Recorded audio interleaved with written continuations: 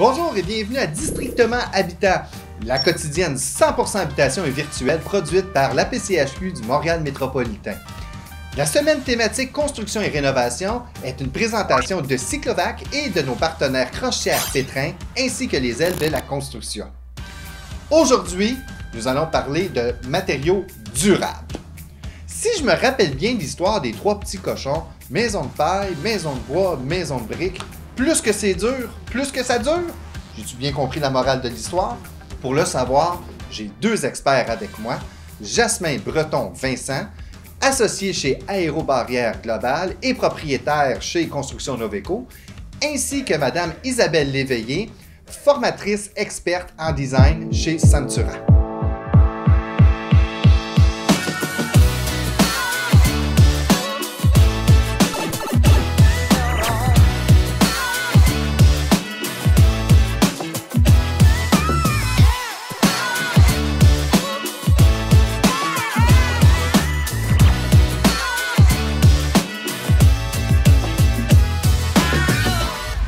Isabelle? Bonjour. Bonjour, merci d'avoir accepté l'invitation. Merci de m'avoir invité.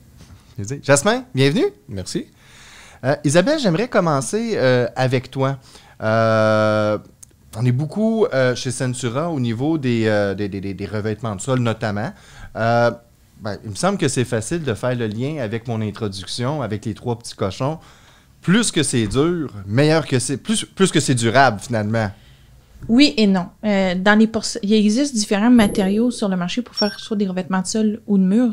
On a du vinyle, du tapis, du bois flottant, du bois franc, de la céramique, de la porcelaine. Mais dans certains cas, choisir plus dur, c'est pas nécessairement ce qui est le meilleur. Ça dépend vraiment de ce qu'on veut faire. Il faut poser les bonnes questions quand on démarre un projet pour savoir si le matériau qu'on veut faire, c'est la meilleure solution. Je vais donner comme exemple, beaucoup de gens veulent aménager des cinémas maison dans les sous-sols. Et des fois, la porcelaine, qui est en termes de résistance la matière la plus dure qui existe, n'est pas nécessairement la bonne solution uniquement pour le son. Parce qu'on sait que si on veut avoir un cinéma maison, ça nous prend aussi un bon système de son, bien que la céramique, ça fait résonner le son. Le tapis, ça reste une bonne solution. Donc, il faut toujours juste poser les bonnes questions pour savoir quel matériau va nous convenir le mieux. Un exemple, le stade olympique. On parle-tu de la toile? Non, je parle du son. Ah, OK. Jasmin, au niveau de la construction en général, est-ce qu'on peut voir à peu près le même parallèle, plus des trois petits cochons ou plus comme Isabelle, de dire de bien sélectionner? Je pense que de bien sélectionner, de bien comprendre le besoin du client puis d'y répondre, c'est une bonne chose à la base. Ensuite de ça, je pense que oui, les matériaux, c'est une chose, mais la main-d'œuvre, l'installation, la façon de mettre en place le produit, de respecter les critères, les demandes du fournisseur, je pense que ça, c'est la première étape pour obtenir un produit qui va être durable.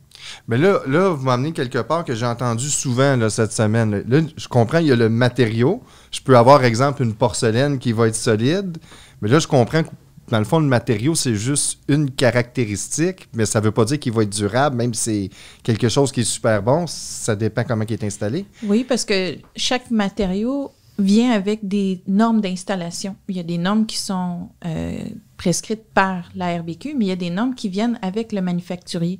Donc, par exemple, si on trouve une porcelaine de notre goût qui coûte, je ne sais pas moi, 10 $ le pied carré, mais qu'on n'utilise pas le ciment approprié, même si la porcelaine est faite pour durer 50 ans, elle ne durera pas 6 mois parce que la tuile ne collera pas bien sur la surface d'installation. Une céramique, c'est une céramique. Je mets un ciment-colle, puis... Oui, mais sauf que si on fait une installation dans une douche ou dans un endroit très passant, ou si on a une vieille maison qu'on rénove puis que les solives ne sont pas espacées aux 16 pouces, ben ça peut influencer le type de sous-plancher qu'on va avoir besoin pour coller notre tuile. Ce que vous me dites, là, dans le fond, c'est que un plancher, ça reste jamais parfaitement droit. Le plancher, il y a un certain fléchissement avec le poids. Dans la vie, il n'y a rien qui est droit. Hein? Même si vous achetez des porcelaines qui sont, soit dit en passant, rectifiées, qui sont coupées très, très droites, qui ont l'air d'être planes, elles ne sont jamais planes. Il y a toujours un niveau d'imperfection. Les maisons ne sont pas droites, les maisons bougent, hein, échangent avec les saisons. Puis ici, on en a des saisons, des changements assez drastiques. Donc, dans certains cas, il y a des ciments qui vont être priorisés parce qu'ils ont pas parce qu'ils sont élastiques, parce qu'une fois que le ciment est installé avec la porcelaine, ça dure. Mais il y a certains ciments qui s'adhèrent mieux à la matière par exemple sur un contreplaqué, ou des fois, il y a des membranes qu'on va vouloir utiliser pour pallier à des planchers qui sont un peu trop souples à notre goût. Mais techniquement, lorsqu'on installe de la porcelaine, il faut avoir le bon sous-plancher. Souvent, on explique aux clients qu'il est plus important d'investir pour la structure, le sous-plancher, que ce que vous allez mettre sur le dessus que vous allez voir. Donc, j'ai l'installation puis j'ai la préparation. Ça vous fait réagir? Ben, ça me fait réagir. Moi, je faisais tout le temps le parallèle avec mes clients. Dans le fond, je leur présente ça un peu comme si on voulait faire de la pâtisserie. Fait que je leur dis, si, mettons, demain matin, on décide de faire un gâteau puis qu'on va chercher une recette sur Internet, si je remplace la tasse de sucre par une tasse de sel, le résultat va être le même au final. Le gâteau va avoir la même apparence, mais quand on va y goûter, on risque d'être déçu un petit peu. C'est la même chose avec la construction. Les fournisseurs, il y a des experts, il y a des gens qui travaillent pour nous mettre en place des procédures, des façons de fonctionner, des guides d'installation. Mais c'est aussi simple que de faire un gâteau. On suit la recette, puis on met ce qu'on a besoin. Puis effectivement, souvent, les clients vont avoir de la difficulté à mettre plus d'argent dans ce qui paraît pas puis ce qui est derrière. Ils préfèrent avoir quelque chose qui va être beau en apparence, mais moins bon à l'arrière, alors que ça devrait être l'inverse. On a tendance, malheureusement, à chercher le tape à l'œil, le beau, le petit bling-bling, là, mais si ce qui est derrière n'est pas adéquat, ça va être recommencé encore et encore, puis on va toujours avoir les mêmes problèmes. C'est-tu plus cher de faire un assemblage durable? Parce que là, je comprends, je ne veux plus juste parler de matériaux. Je comprends, je fais une erreur en parlant juste de matériaux. Parce que c'est juste un des facteurs qui va faire que c'est durable. Il est important, on s'entend, il est important, mais il faut qu'il soit bien assemblé. C'est-tu plus cher faire des constructions durables? Non, pas nécessairement. L'important, c'est la façon dont on budgète notre projet. Parce que je reviens sur dans les matières qui sont durables. La porcelaine, c'en est un exemple frappant parce que, comme je le pense, la porcelaine, c'est dans les plus durables qu'il y a dans les revêtements, autant de plancher puis de mur. Mais des porcelaines, il y en a de tous les prix. Il y en a qui partent à 3 $, puis il y en a qui vont jusqu'à 45 $. Elle est meilleure, c'est sûr. Mais c'est pas celle à 45 $ qui va être le plus durable nécessairement, c'est celle qui va être le plus esthétique à l'œil. Parce que techniquement, quand on regarde dans notre budget, quand on établit un budget pour une installation, effectivement, le céramique devrait être là où on sauve de l'argent et c'est là où on en met le plus. Mais quand on veut mettre de l'argent sur un produit, on met pas de l'argent nécessairement parce qu'il est durable, on met de l'argent parce que c'est esthétique. Il existe 10 critères qui font en sorte qu'une porcelaine, pourquoi il y a une différence de prix entre une à 3 $ puis une à 45 $. Là, il y en a 10, il y en a plus que ça, mais il y en a 10 principaux. Un des premiers, c'est d'où est-ce que le produit vient, il a été produit à quel endroit, parce qu'on sait, sur le marché en ce moment, il y a des produits qui viennent de Chine qui sont plus abordables, puis il y en a qui viennent d'Europe, d'Italie en l'occurrence, qui vont coûter beaucoup plus cher. Est-ce qu'on a une différence de qualité déjà là? Pas tout le temps. Ça dépend encore une fois de l'application, parce que des céramiques ou des porcelaines qu'on veut installer au niveau résidentiel, toutes les céramiques, toutes les porcelaines sont bonnes pour résidentiel parce que le niveau d'usure qu'on fait de la tuile est pas le même que si j'en fais un aéroport ou un centre d'achat. Ben oui. J'use pas mon plancher de cuisine ou d'entrée en ayant une famille de 5 comme j'userais un entrée de centre d'achat ou une boutique pignon sur rue. Fait qu'un produit qui vient de Chine est pas nécessairement plus mauvais. Mais le deuxième critère qui est le plus important après où c'est produit, c'est est-ce que c'est beau? Parce qu'on paye pour le visuel. Est-ce que la personne qui a créé le design sur cette tuile-là a fait un bel effort? Si je voulais avoir un effet bois, est-ce que ça ressemble à du bois ou ça ressemble à un coloriage de bois? C'est là où ça fait une différence des fois entre certains produits asiatiques versus des produits italiens. C'est que les produits italiens, le graphisme y est top-notch, il est très, très esthétique. Tandis que les produits asiatiques, c'est fait en série, c'est plus basic. Mais ça, je suis capable, comme néophyte, de le l'évaluer, de voir si ça me juste convient. à l'œil. Je fais juste un petit lien, là, parce que dans le cadre de mon travail, je rencontre toutes sortes de personnes qui viennent choisir de la céramique en boutique. Puis souvent, j'ai des gens qui vont se chicaner entre eux parce que monsieur ou madame va choisir la tuile la plus chère, mais c'est pas parce que il y a les goûts fancy, c'est juste parce qu'il choisit ce qui est le plus beau, puis ce qui est le plus beau coûte un peu plus cher, tout simplement. Mais ça apporte pas la tuile, le fait qu'elle soit plus belle fait pas en sorte qu'elle est plus résistante, elle est juste plus belle, c'est juste ça. Puis un autre critère qui influence son prix qui est important, c'est le pattern repeat. Dans certaines porcelaines asiatiques, toutes les tuiles sont similaires. S'ils imitent une veine, ils vont avoir la même veine au même endroit. Fait que quand tu les installes, tu vois toujours une diagonale en même endroit. C'est pas esthétique. La tuile en elle-même, si tu en regardes juste une, est belle, mais quand tu en as 25 à installer, c'est pas très beau d'avoir toujours le même veinage. Les Italiens sont bien forts là-dessus pour se forcer pour faire des patterns qui sont très différents. Fait que si on achète une tuile qui a beaucoup de patterns, parce qu'on voulait avoir un effet bois, un effet marbre, ben on va payer pour ce design-là. Puis après ça, il y a toute une série de... Est-ce que la tuile est antidérapante? Ils ont-tu fait une série qui a plusieurs formats? Est-ce que la tuile a un fini poli ou lustré, mat ou texturé? Est-ce que la tuile est rectifiée? La tuile a-t-elle été recoupée pour faire des petits joints? Ça, c'est des critères qu'on se fait souvent demander. Puis le point important, c'est, si on peut parler de durabilité, la résistance de l'émail. On appelle ça un PEI. Souvent, les gens vont confondre ça avec un grade, mais un PEI, c'est le terme qu'on emploie pour déterminer la résistance de l'émail à l'abrasion. Ça veut dire PEI, Porcelain Enamel Institute, c'est le nom qu'on donne à ce test-là qu'on fait sur les porcelaines. On le voit sur le côté des boîtes, ça, si je me trompe pas. Normalement, c'est inscrit sur la boîte, ou sinon, c'est certain que ça se trouve dans la fiche technique du produit. Les fiches techniques devraient toujours être accessibles pour pouvoir évaluer la résistance d'un produit. C'est ce qui fait en sorte qu'on sait si notre produit peut être appliqué à un endroit précis ou pas. Donc, je faisais l'exemple, une entrée de maison n'a pas besoin d'avoir la même résistance qu'une salle de bain à l'étage ou au sous-sol, parce qu'on s'entend que rendu dans la maison, à l'intérieur, on va enlever nos chaussures, fait que si on marche du pied, on ne mousse pas nos planchers. Mais si on parle, exemple, une maison normale dans la cuisine, un PEI, ça serait quoi qu'il faudrait que je regarde? Dans des PEI, il y en a de 0 à 5. 5, pour donner une idée, c'est le plus résistant. On peut faire du commercial avec ça.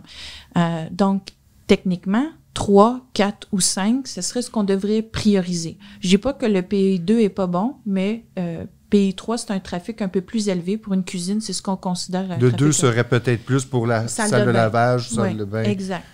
Qui serait en bas. Puis pour l'entrée, ça serait la même chose. 3, 4 ou 5, c'est excellent. Parce que c'est les planchers qui sont les plus sollicités, c'est l'entrée puis la cuisine. Les salles de bain, c'est des planchers moins sollicités où on ne marche pas avec nos souliers de l'extérieur. Il n'y a pas de grains de sable ou de cochonneries sous nos semelles qui vont user le plancher, simplement. Mais si je me trompe pas, quand on magasine une céramique, au dos des panneaux, on est capable de voir le PEI, on est capable de voir l'indice antidérapant, on est capable de voir aussi... moi, on m'a souvent dit, les caroleurs, que la coloration aussi dans la tuile, quand la coloration est juste en surface ou quand la coloration est pleine dans la tuile, ça va amener une durabilité qui est meilleure, à moins que je me trompe. Oui et non, parce que techniquement, une porcelaine, bon, il y en existe qui ont une émail, qui ont un dessin seulement sur les dessus. Il y en existe qui ont la couleur sur le dessus, puis le fabricant a remis de la couleur à l'intérieur aussi. On appelle ça des porcelaines au biscuit coloré. Puis il y en existe qui n'ont pas d'émail, que c'est la même couleur d'un côté à l'autre, mais évidemment, ceux qui n'ont pas d'émail, ils n'ont pas de dessin. C'est plutôt des couleurs uniformes. Ceux qui vont avoir mis une couleur sur le dessus puis une couleur à l'intérieur, c'est une espèce de sécurité que si jamais la tuile chip, c'est moins apparent que si j'ai une tuile qui a, admettons, un design blanc puis que le biscuit est beige ou gris ou orange à l'intérieur, s'il y a une chip qui se fait après un impact qui est fort, ça va être visuellement très laid, fait qu'on va vouloir changer la tuile, tandis que dans la solution, le biscuit coloré, on est capable de vivre avec jusqu'à temps que on se dise, OK, là. Dissimulé. Exact. Mais ça ne fait pas en sorte que l'émail qui est appliquée sur le dessus est plus résistante parce que j'ai de la couleur à l'intérieur. C'est dans l'éventualité où il y aurait un choc qui ferait chipper ma tuile, qui fait en sorte que je peux vivre avec ou pas. Fait que c'est comme une sécurité de plus de dire, j'ai peut-être pas besoin de la changer. Mais l'émail est la même. Coloré, son cycle de vie va être probablement plus long qu'une céramique. Ben, dans le sens où s'il y a un impact. C'est juste s'il y a un impact. Apparent. On va avoir moins tendance à vouloir changer la tuile, tu sais, comme... Et c'est juste pour ça, parce que si on s'entend qu'il y a des chocs qui en arrivent constamment. Fait qu'on veut toujours avoir la tuile qui va nous causer le moins de tort à long terme. Mais la résistance de l'émail, que le biscuit se colore ou pas, ça n'a aucune influence à l'intérieur, la couleur. C'est la résistance de l'émail à l'abrasion ou au choc, c'est la même résistance. C'est juste qu'il y a un aspect esthétique qui est plus grand à avoir la couleur dans le biscuit. Mais tu vois, moi, là, cette coloration-là dans le biscuit, elle me parle. Moi, ça vient me chercher, puis ça vient me dire que c'est un produit qui, pour moi, serait plus durable. Parce que s'il y a un impact, en fait, c'est pas s'il y a un impact, c'est quand il va avoir un impact au niveau de la tuile, on n'aura pas besoin de la remplacer. Donc, on n'aura pas besoin d'acheter 4-5 boîtes en prévision de. Puis, si le modèle est discontinué, mais on va pouvoir vivre avec l'impact versus une tuile qui aurait un biscuit biscuit non pas coloré. Ben là, si la tuile se fait plus, puis que c'est dans un endroit qui est apparent, ben là, le client va avoir tendance à vouloir remplacer complètement le plancher. Ben, il y a peut-être une perception au niveau de, justement, de durabilité. En dire, ce que je comprends qu'Isabelle me dit, elle n'est pas plus résistante, mais par contre, au moment où il y aurait un impact, ben, je vais peut-être plus la tolérer qu'une autre qui est dessus. Puis en effet, c'est une façon de voir la durabilité. Ça m'emmène à un certain parallèle. Il n'y a pas si longtemps, jadis, naguère, autrefois, les planchers de bois franc, hein, c'était sablé, c'était verni, puis c'était vraiment une belle couche lustrée. Aujourd'hui, ben, on prend peut-être quelque chose de moins résistant à l'abrasion, peut-être, mais qui est peut-être plus durable. En tout cas, je parle un peu de huiler les planchers, là, qui est quelque chose qu'on ne faisait pas autrefois. As-tu une opinion là-dessus, Jasmin? Ben, je pense que l'huiler va revenir un petit peu à ce qu'on disait là, avec la tuile de porcelaine, avec le biscuit coloré. Un plancher qui est huilé, il va vieillir, oui, mais il va avoir une patine, il va avoir une histoire, il va avoir de l'âge, un peu comme un vieux meuble, une vieille antiquité. Versus un plancher qui est verni où s'il y a un impact, l'impact va paraître parce que la coloration est juste en surface, elle est pas dans le bois. Le vernis va se maganer, il va se graffiner, il va se détériorer à la longue. Donc c'est encore là, les clients, pour une question d'esthétique, vont décider de remplacer le plancher ou de le refaire sabler, de le refaire vernis, vont le refaire teindre, versus un plancher qui est huilé, où on peut aller faire des réparations localement, où le bois va...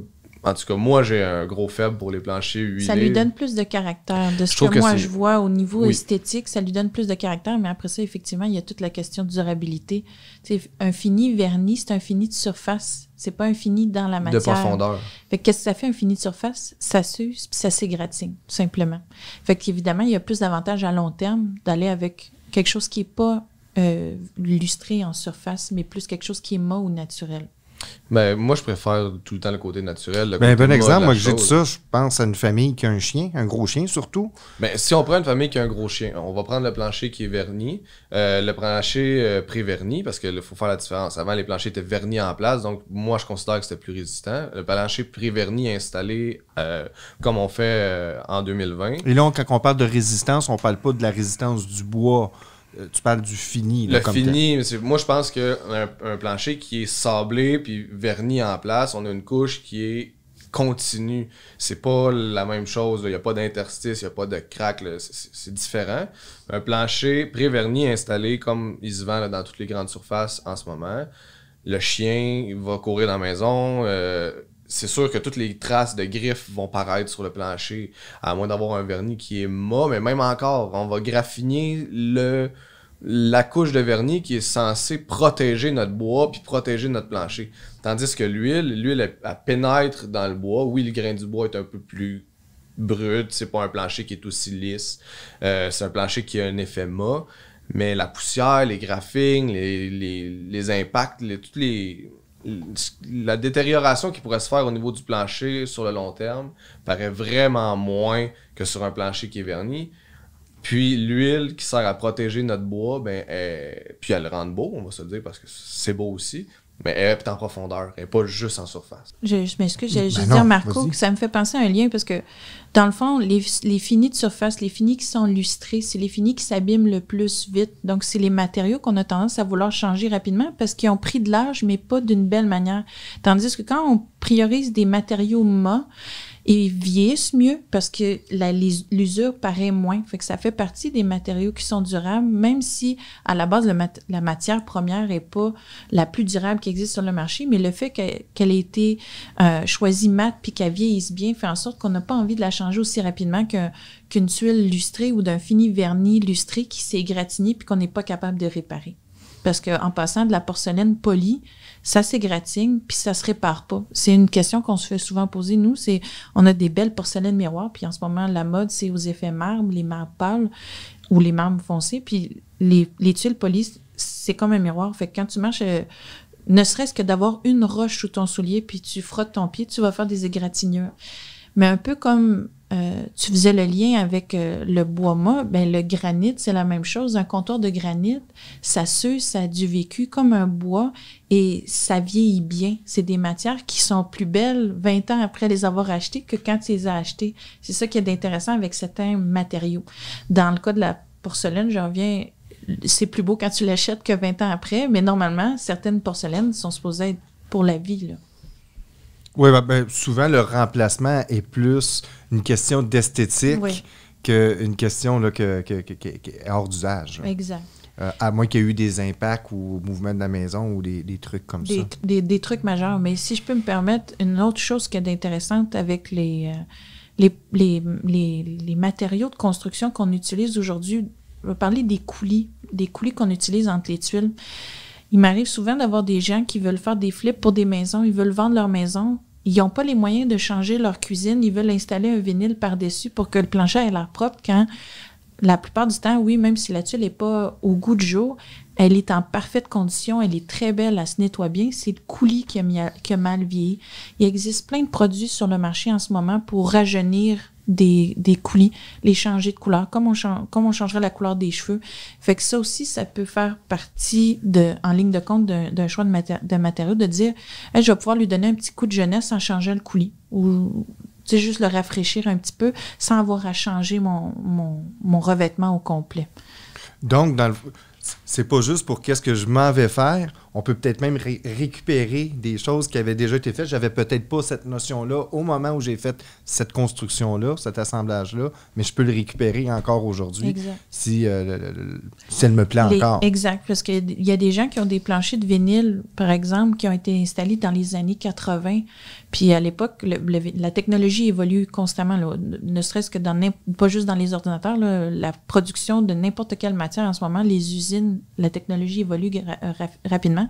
Mais les produits qui ont été faits dans les années 80, 90, début 2000, c'est pas des produits qui sont nécessairement mauvais, même si la production a changé, mais il existe des produits maintenant qu'on peut rajeunir ces planchers-là ou leur donner une deuxième vie pour avoir encore 20 ans avec, sans avoir à les changer. Jasmin, est-ce que tu as remarqué une évolution au niveau des demandes, au niveau des consommateurs, au niveau d'avoir des assemblages durables, facilité d'entretien, où on en entend peu parler encore? Je pense que les clients vont exprimer la durabilité par une facilité d'entretien. Je pense que pour les clients, quelque chose qui est durable, c'est quelque chose qui ne demandera pas d'entretien. Quelque chose qu'on va installer, puis qui va vieillir dans le temps, puis qui ne demandera pas d'être repeint ou d'être scellé ou d'être nettoyé de façon annuelle ou récurrente. Fait que moi, je pense que les clients ne demandent pas nécessairement « je veux quelque chose de durable », mais ils vont demander quelque chose qui est sans entretien. Puis là, nous, on fait le lien. On sait que quelque chose de sans entretien va être quelque chose de durable. Mais encore là, on revient toujours à la même chose. Pour que ça soit durable, que ça ne demande pas d'entretien, il faut que ça soit bien installé. Sinon, on va avoir besoin de retoucher notre plancher. On parlait de coulis, mais si le coulis est mal installé ou si le ciment colle en dessous, la structure est pas bonne, mais les joints vont craquer, les tuiles vont briser, on va être obligé de le recommencer. Ça va être à refaire. Oui, c'est beau y aller vers des produits qui sont sans entretien, mais il faut que ça soit bien installé tout le temps. C'est la base. Des fois, le client va installer une céramique avec un coulis pâle, mais ne voudra pas payer pour un scellant pour ses joints de coulis. Mais ça vaut peut-être la peine de mettre le petit argent de plus pour sceller les joints de coulis, justement pour éviter d'avoir dans 5-6 ans, dire c'est plus à mon goût, on change au complet ou c'est ça. Avec la durabilité de vie d'un produit, à quel point le produit va perdurer dans le temps, ça aussi, je pense que ça fait partie d'un produit qui demande moins d'entretien, mais ça demande une bonne installation. Et pour l'entretien, pour surfer, là, c'est vraiment important de réfléchir quand on achète un produit à comment il se lave. Parce qu'il y a des finis qui se lavent pas bien, puis il y en a d'autres qui se lavent bien. Quand je rencontre des clients, je leur dis ça devrait être, après avoir déterminé votre budget puis la couleur que vous voulez, comment ça se lave, ça devrait être la 3e chose que vous regardez. Il est toujours intéressant d'apporter des échantillons à la maison puis de regarder comment le plancher est dans la maison pour la couleur, mais aussi de faire exprès de le salir puis de regarder comment il se lave. Parce que si un plancher se lave pas, le plancher, dans 5 ans, il va partir. Parce que monsieur ou madame ne voudra pas garder un plancher qui n'est pas agréable à laver.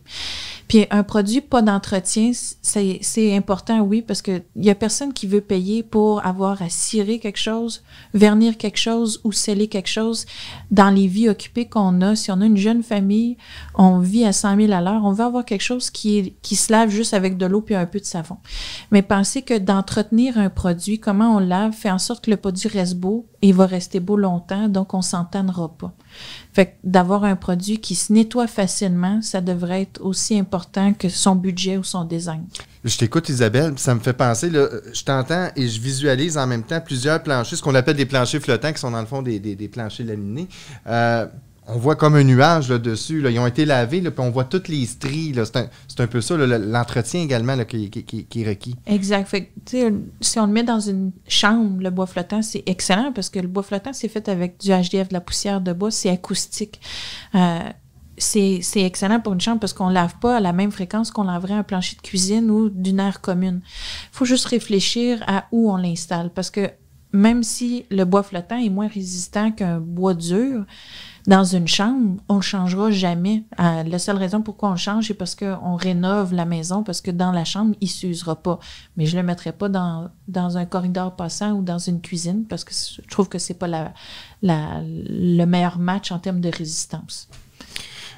Moi, j'aurais quelque chose à ajouter. Tu sais, quand on va faire un choix d'un matériel durable, je pense qu'il faut décortiquer un peu qu'est-ce qui est la durabilité ou le développement durable. Si on se réfère à la définition du développement durable, ce que ça va dire, dans le fond, c'est que le développement durable, que ce soit en construction ou dans toutes les sphères de notre vie, c'est de répondre à un besoin aujourd'hui sans nuire aux besoins des générations futures, d'être en relation entre l'humain et l'environnement, donc de pas prendre un produit qui va détruire l'environnement ou qui provient de coupe à blanc ou donc que notre besoin actuel n'ait pas d'impact sur notre environnement, autant dans la production du produit ou dans son installation.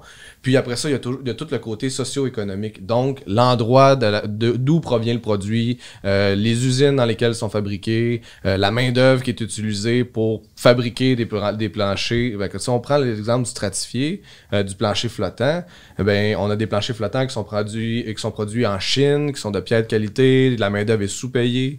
Donc, c'est pas nécessairement des produits qui entrent dans une optique de développement durable ou de durabilité. Par contre, on peut avoir des produits, des planchers flottants qui sont sans COV, sans formaldéhyde, qui sont produits... Phthalate. Sans phthalate. Sans phthalate? Oui. Ah, c'est la première fois que j'entends ça. Les phtalates, c'est un plastifiant qu'on utilise dans certains produits pour donner de la souplesse. Puis c'est des produits qui peuvent créer certaines réactions chez des gens. Fait que la plupart des matériaux souples, le flottant inclus, le vinyle et compagnie, on va prioriser, maintenant les usines créent des produits sans phthalate, sans COV pour éviter tous ennuis de santé pour les occupants, évidemment, de la maison, là. Je m'excuse de t'avoir coupé. Ah, il n'y a pas de problème. C'est ça, des phtalates. Des phtalates, on va ajouter ça à notre vocabulaire. Mais les gens devraient focusser. Si, admettons, vous avez une application à faire avec des produits souples, ils devraient regarder les logos qui sont inscrits sur le produit, sur la fiche technique, pour justement éviter les COV puis éviter les phtalates. Ce serait important. Ça. Les deux, est-ce que ça va ensemble? Si j'ai pas de COV, j'ai pas... c'est des composés organiques volatiles. Les phtalates, c'est des plastifiants qui sont dans le produit lui-même. Donc, il existe 5 types de phtalates. Il y en a 3 qui sont dangereux. Puis les usines, maintenant, commencent à les modifier pour avoir des phtalates qui sont naturels. Donc, qui ne créeront pas de réaction chez les gens, là. Mais là, vous m'avez amené sur un autre point. Là. Moi, au départ, là, ça me fait évoluer là, l'entretien qu'on a là. Moi, au départ, là, je pensais que c'était juste un matériau. Là, vous m'avez fait comprendre. Non, il y a le matériau, il y a l'installation également. Après ça, il y a le bon matériau à la bonne place. Bon, parfait. Après ça, Jasmin, tu m'as expliqué la préparation avant de l'installer. Parfait. Mais là aussi, je suis en train de comprendre qu'il y a également la planification de qu'est-ce que je veux avoir dans l'avenir. Au bout de 5 ans, c'est pas normal. J'ai manqué mon coup si je veux changer tout. Je peux peut-être vouloir changer des accessoires, des cadres, des bibelots, des trucs comme ça, les accents de couleur. Mais pas tes planchers, puis pas tes murs. Pas les matériaux installés. Puis, C'est pas normal. Non. Puis, tu sais, je vais le répéter encore, mais la durabilité, c'est de répondre à un besoin aujourd'hui sans nuire aux besoins des générations futures. Fait que d'installer quelque chose qui a un cycle de vie raccourci, puis de construire une maison bâtie en 2020, mais que la personne qui va l'acheter en 2025 soit obligée de changer les planchers, pour moi, c'est pas normal. On n'est pas dans l'optique de durabilité. Fait que si je comprends bien, là, moi qui veux me faire une nouvelle maison, au lieu de me mettre, exemple, des portes de 30 pouces de large, parce que présentement, c'est ce que j'ai de besoin, mais on veut rester le plus longtemps possible à la maison, puis un jour, je vais être plus vieux encore, peut-être que je vais avoir besoin d'une chaise roulante, je serais peut-être mieux d'en mettre une qui est déjà assez large pour.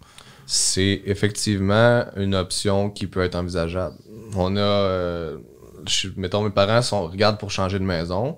Puis moi, c'est quelque chose que j'ai discuté avec l'architecte, mettons en privé, là ils vont sûrement l'apprendre, mais on a demandé à ce que toutes les aires de circulation, les salles de bain, puis toutes les portes de la maison au rez-de-chaussée soient faites en fonction d'éventuellement une marchette ou un fauteuil roulant.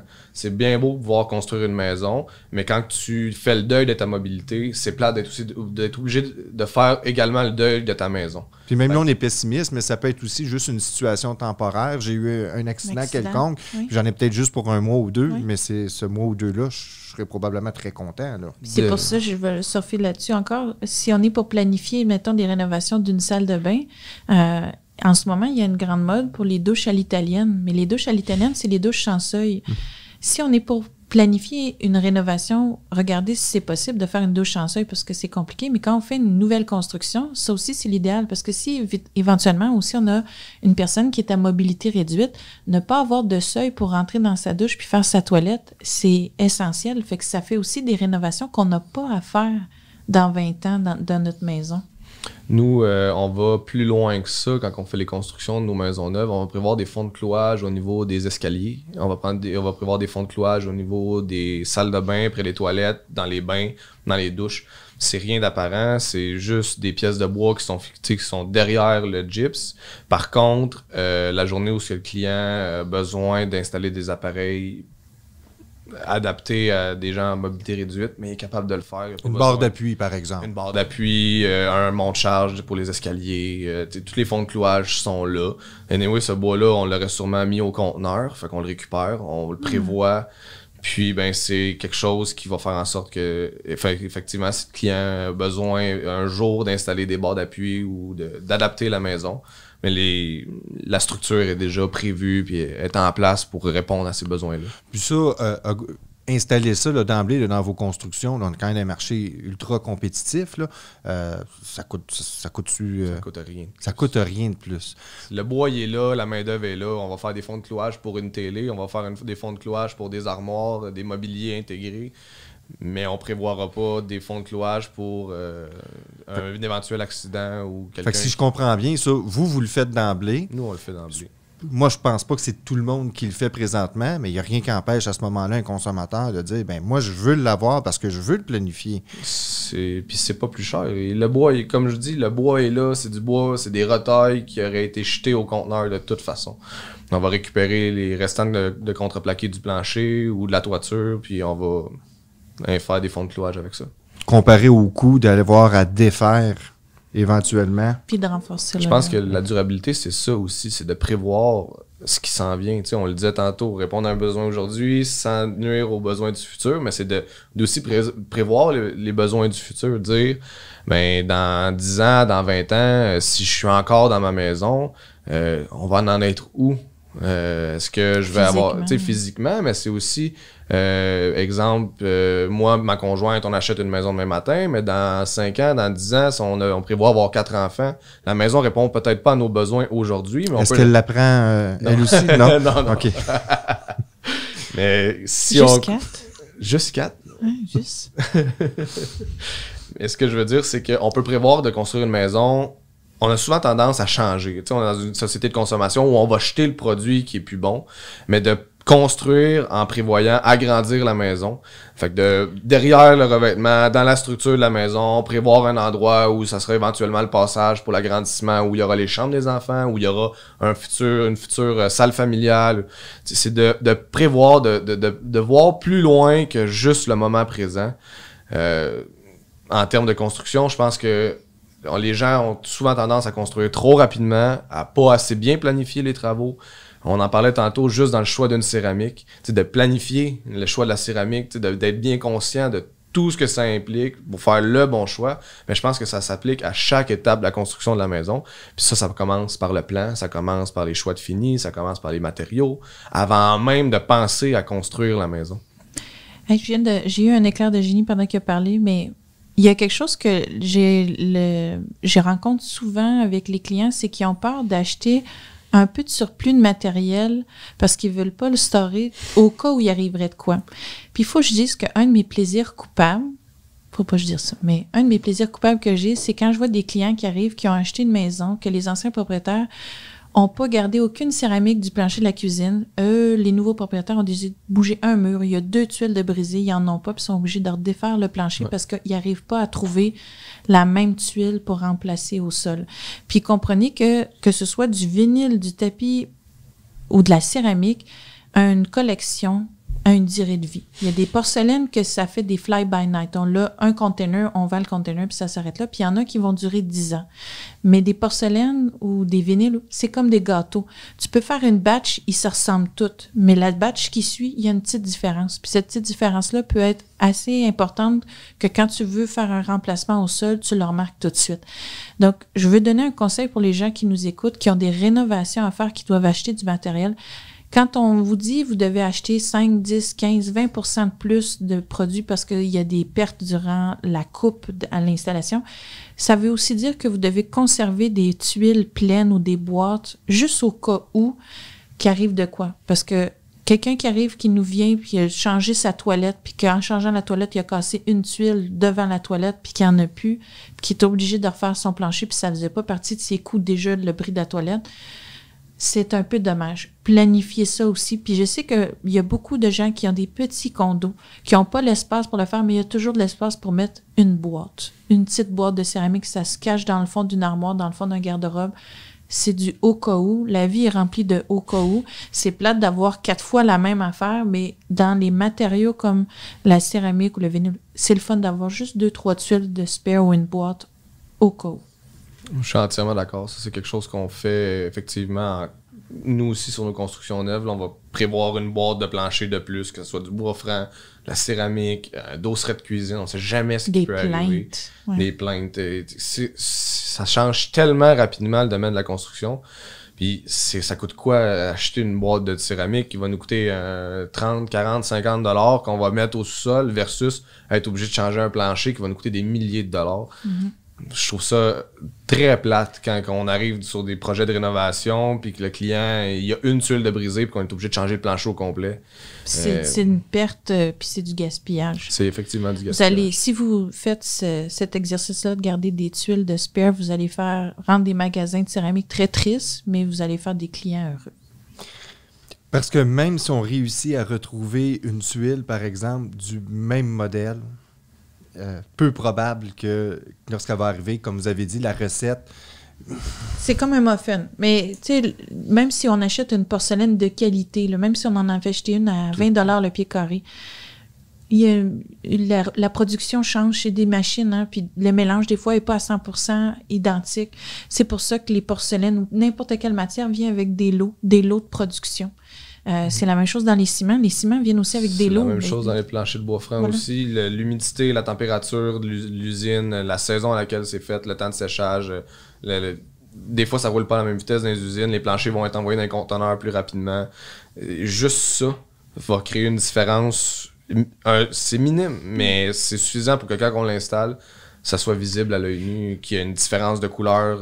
Si c'est plusieurs qui sont mélangés, ça apparaît moins quand c'est juste une. Ouais. Ça, c'est un truc qu'on fait souvent. Tu sais, que des gens qui ont une entrée, puis les tuiles ont cassé à certains endroits pour X raisons. La dalle de béton a pris l'eau ou whatever. Puis ils ont changé quelques tuiles. Ben, plutôt que de les changer de manière aléatoire, on va suggérer aux clients de se faire un effet tapis, un carré. On va changer l'intérieur, puis au moins ça va bien passer, ça va avoir l'air d'être réfléchi. Mais quand tu as juste une patch, puis que c'est la seule affaire que tu vois, c'est sûr que tu vas vouloir changer ton plancher éventuellement. Il y a des gens qui sont capables de vivre avec ça. Mais moi, dans mon œil de designer, ça me fait de la sécheresse, puis je cligne des quenouilles. J'ai une question qui tue. Vas-y.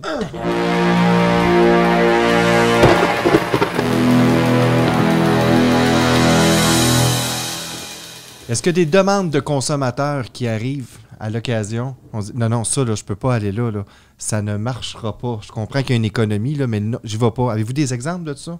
Ben, je vais en nommer une rapide parce que ça m'arrive souvent. On a des fois des clients qui veulent avoir des tuiles colorées au sol, mais dans les porcelaines, les émails colorés, c'est les émails les plus fragiles. Ça va pas au plancher la plupart du temps. Les fabricants les font pour les murs, puis ils vont insister, puis à notre détriment, ils vont les acheter quand même pour mettre au plancher.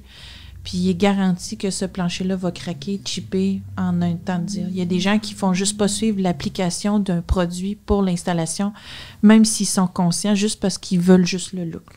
Pas de céramique murale au plancher. Jamais. Moi, de mon côté, je vais le prendre, c'est plus actuel. On a eu beaucoup de demandes cet été. Les gens, je pense qu'avec le confinement et avec le COVID, ils ont passé beaucoup de temps dans leur cours, ils regardent leur maison, les revêtements, ça les achale un petit peu, les clients nous appellent.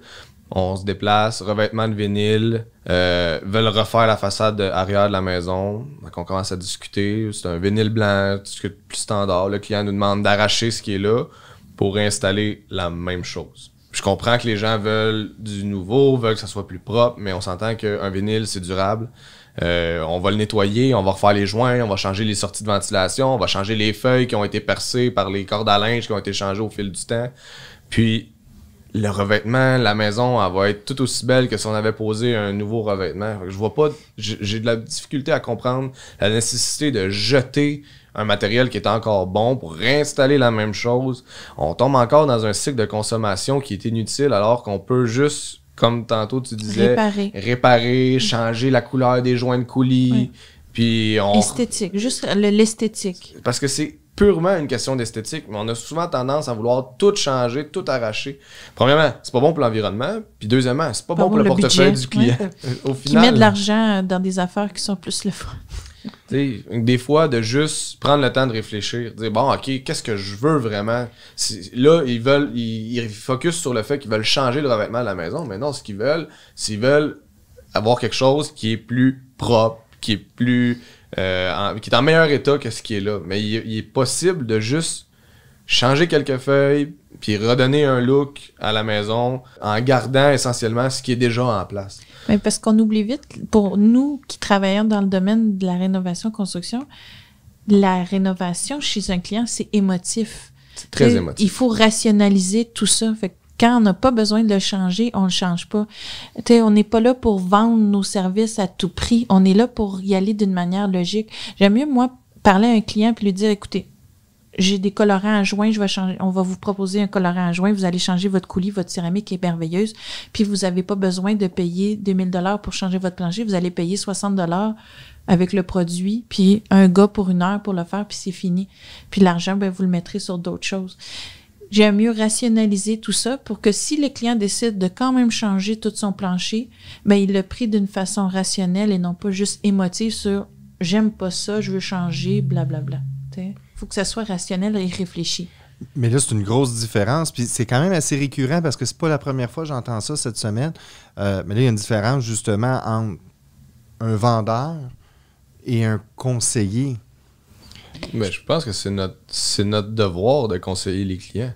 Les clients arrivent, ils viennent nous voir, ils ont un besoin, ils ont une idée en tête de ce qu'ils veulent, mais ils connaissent pas peut-être toutes les options qu'ils peuvent avoir. Ils sont pas nécessairement non plus conscients de tout ce qui se fait dans le domaine de la construction. Ils n'ont pas nécessairement les connaissances qu'on a.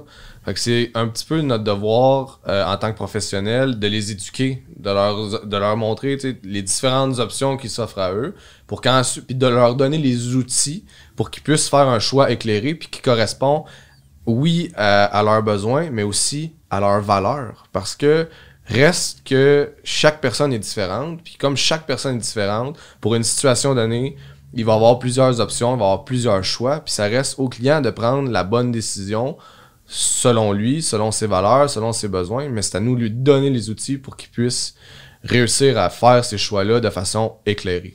Mais là, je vous écoute, puis je pense que je commence à avoir un truc pour identifier différencier un vendeur d'un conseiller. Dans le fond, si je m'en vais dans un commerce et la personne me fait déjà son discours de vente, je suis peut-être plus justement en face d'un vendeur comparativement à quelqu'un qui ne me fait pas un discours, mais qui me questionne. Je suis peut-être plus avec un conseiller. Oui, parce qu'un vendeur ne posera pas beaucoup de questions, on va juste proposer des produits, tandis qu'un expert va poser toutes les questions pour cibler le but derrière les rénovations, puis cibler le produit exact à proposer. Mais il faut poser des questions pour avoir des réponses. Et ça va autant d'un cas comme de l'autre. Le client, des clients qui peuvent ne pas poser de questions puis juste dire « je veux avoir ça », mais un bon conseiller, un expert va poser les questions pour savoir pourquoi ce produit-là lui convient, puis est-ce qu'il fait vraiment le bon choix en dépensant son argent sur ce produit-là. Fait que quand vous rencontrez quelqu'un, que ce soit un entrepreneur ou un vendeur, posez des questions, puis voyez si les questions qu'on vous repose en retour correspondent à ce que vous voulez faire, puis vous questionnez à la base sur ce que vous voulez faire, si c'est la bonne décision.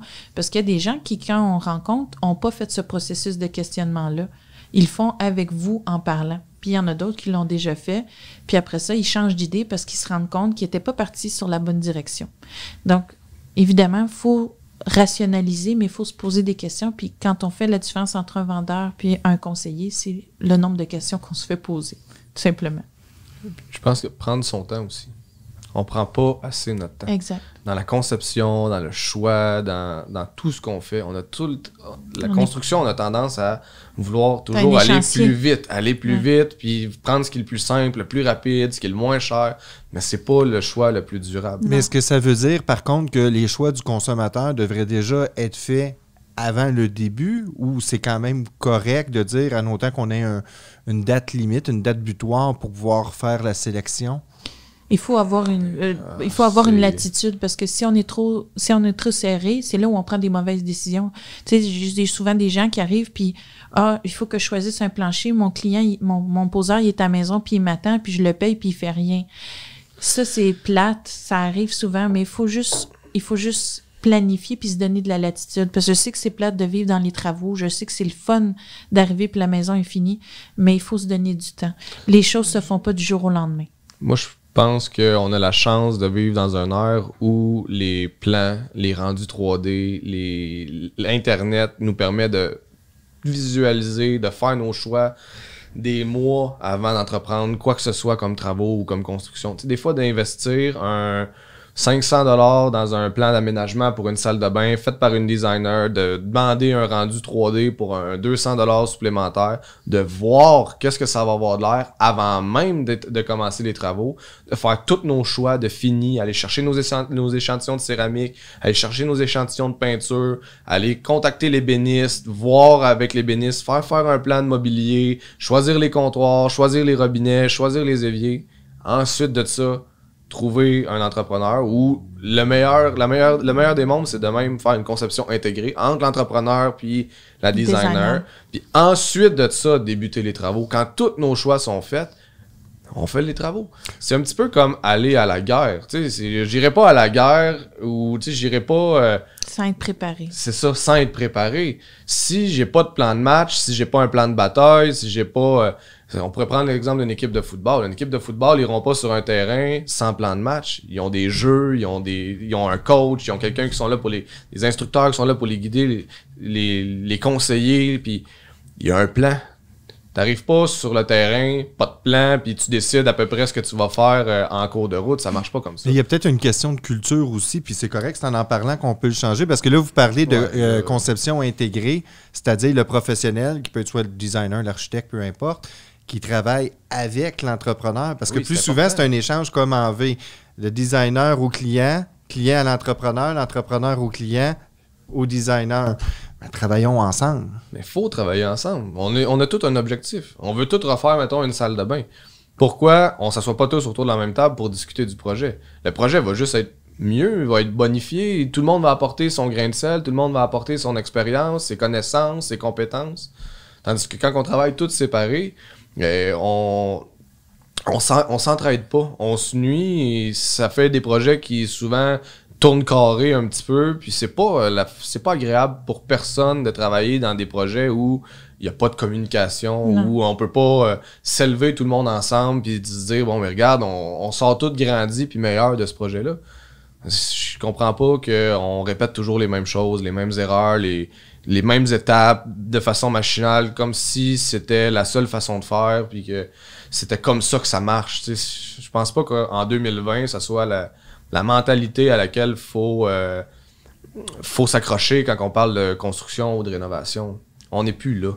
On est dans une ère de communication, de technologie. On a tous les outils pour collaborer puis mettre en place des projets qui vont être beaucoup plus réfléchis que ce qu'on pourrait faire sur le coin d'une table ou à la va-vite en chantier. Puis en bout de ligne, le temps investi... Ben, ça vaut la peine. Quand c'est bien réfléchi. Parce que le temps que tu penses perdre au début dans ta conception, tu le perds pas dans l'exécution. C'est ça que ça fait. L'exemple du carreleur de tantôt qui est à la maison puis qui attend que son client aille chercher le plancher. Combien ça coûte, tu sais, mettons à 85$ de l'heure, un carreleur qui attend 2 heures, là, ça vient de coûter... Minimum. Ouais, c'est ça. Mais moi, j'irais plus loin que ça. Il y a une question de prix. Mais s'il a attendu 2 heures, si au lieu de finir à 6 heures, le soir, il a fini à 8 heures, il y a une famille, lui, là aussi. Il y a une famille aussi. C'est pas agréable pour personne. D'avoir des travaux qui sont bien planifiés, on enlève du stress. On enlève la pression sur les travailleurs. On enlève la pression aussi sur le portefeuille puis sur l'état d'esprit du client. Quand ça se fait de façon agréable, quand ça coule comme de l'eau, c'est le fun. C'est le fun pour le professionnel, c'est le fun pour la designer qui voit son projet se réaliser, c'est le fun pour le client qui est satisfait des travaux, puis qui sort de là avec un vent de fraîcheur, puis qui se dit comme « Wow, hey, c'était le fun, puis je suis content de ce que j'ai. » C'est pas normal que les gens partent à reculons quand vient le temps de faire des rénovations. Non, parce que c'est excitant, des rénovations, c'est pas négatif. Ça devrait négatif. être le fun. Ouais. Ben, c'est un changement. Normalement, devrait être un changement positif. Exact. Ben oui, il faut que ça soit agréable. Oui. Mais c'est pas tout le temps le cas. Ça, c'est une faut culture de... Ben ça, je pense que c'est une culture qu'il faut qu'il soit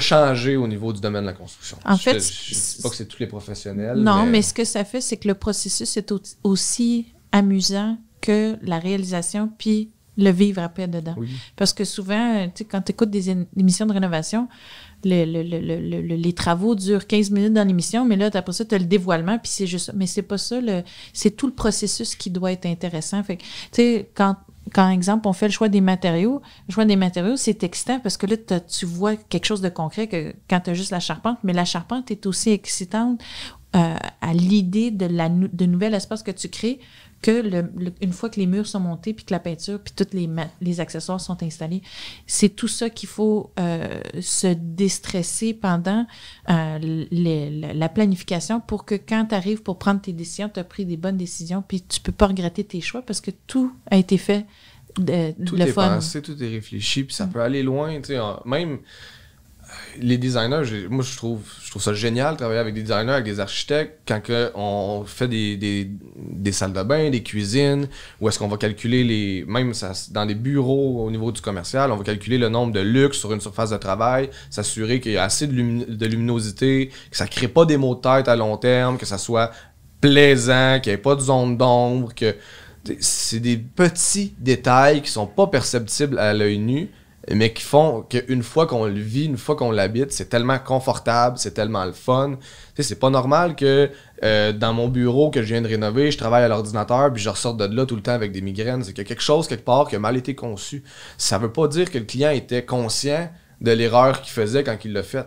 Sauf que si c'était entouré des bons professionnels, il y aurait quelqu'un qui aurait levé un flag en cours de route puis qui aurait dit « Hey, tu sais, si tu veux pas être obligé de refaire ton bureau là, ou de taper des migraines à tour de roi, tu sais, à tout bout de champ, ça serait peut-être pas pire qu'on pense à faire tel truc au niveau de l'éclairage. Puis il y a des logiciels, c'est tellement... Ça coûte rien. Ça prend 2 minutes à calculer au bout de la table, puis c'est réglé. On met les bons luminaires, les bons éclairages.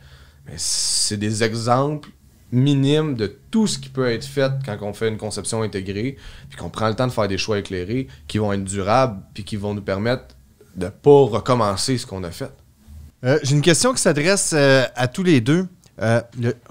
Au niveau des matériaux durables, quand est-ce qu'on fait le choix? C'est-à-dire, est-ce que je fais mes plans, je choisis ma tuile après, ou je choisis ma tuile, je fais mes plans, le concept à partir du modèle qui est un coup de cœur? De mon côté, je préfère que les plans soient faits au préalable pour pouvoir choisir le matériau qui correspond à ce qu'on veut faire. si un client veut avoir une pièce particulière, on va établir quel genre de trafic il va y avoir pour déterminer jusqu'à quel niveau le matériau doit être durable ou pas. Je pense que les gens ont tendance à dire « Ah, je vais aller chercher le plus durable, le plus dur, le plus résistant, même si j'en ai pas besoin, juste au cas où. » C'est vrai que tout à l'heure, j'ai mentionné qu'il y avait beaucoup des au cas où, mais on n'a pas besoin d'aller au maximum pour avoir le meilleur des effets. Il suffit juste de déterminer quel genre de trafic, d'usure on peut en faire un plancher. On a parlé de jeunes familles avec des chiens. On parle un exemple, des planchers chauffants ou des salles de jeu pour les enfants. Qu'est-ce qui va arriver à ce plancher-là? Est-ce que j'ai un chien que je suis en train de dresser puis qui fait ses besoins dans la maison? Est-ce que je vais vouloir avoir du tapis ou je vais préférer avoir du vinyle ou de la céramique? Puis si c'est la pièce pour le chien, qu'est-ce que mon chien dort-tu par terre ou je vais y faire un setup? Si c'est les enfants, puis j'ai des jeunes enfants ou j'ai une garderie à la maison, est-ce que j'ai la chance que les enfants vont manger à terre puis je vais avoir du jello orange sur mon plancher puis ça partira? On va poser les bonnes questions pour savoir quel genre d'usure on va faire de ce plancher-là.